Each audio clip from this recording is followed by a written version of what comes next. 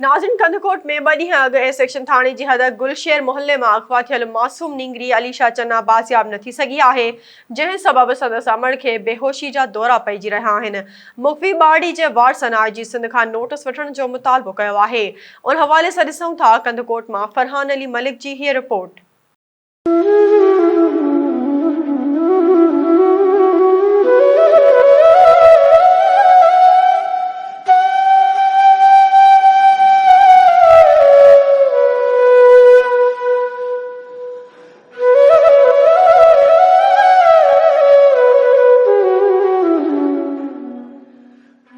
कंदकोट ज़िले कश्मीर में अगवा थियल मुग़वी हिन वक्त ताईं बाज़ियाब न थी सघिया। 2 ॾींहं अॻु ए सेक्शन थाने जी हद गुलशेर माला में अगवा थियल 6 साल अलीशा चन्ना के घर में रोज़ ॾाढो मतल आहे।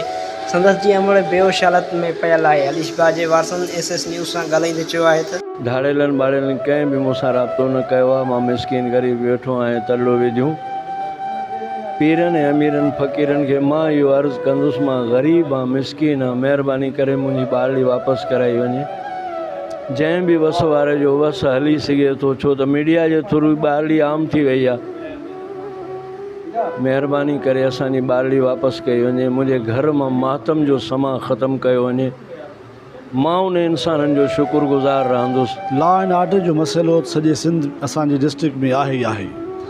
पुलिस भी गश्त करे पई, अहिड़ी ॻाल्हि न आहे असां पुलिस खे पुठिते छो चऊं। पंहिंजे पैकेटनि ते वेठा आहिनि, कमु करनि था, पर जेको को संभरी अचे थो पियो मोटरसाइकिलनि ते हथियार खणी विचनि रस्तनि सां अची करे वारदात करे वञे थो। बहरहाल पुलिस जी ॿांह वठण वारो को बि उन्हनि खे कोन्हे।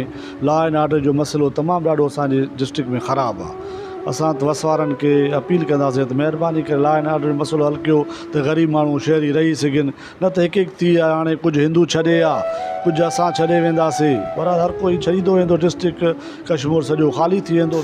अगवा थियल मासूम निगरी अलीशा जे वारसनि जो चवणु आहे त शाम जे पहर में अलीशा पंहिंजे मामे सां गॾु घर जे ॿाहिरि रांदि पई खेॾे, जंहिंखे नामालूम मोटरसाइकिल ते सवार 3 ॼणनि खेसि अगवा करे खणी विया आहिनि। इलाइक़े वासी हथियारबंदनि जे पोयां विया त खेनि हथियारबंदनि सिधा हथियार करे खेनि वापसि वञण जो चयो।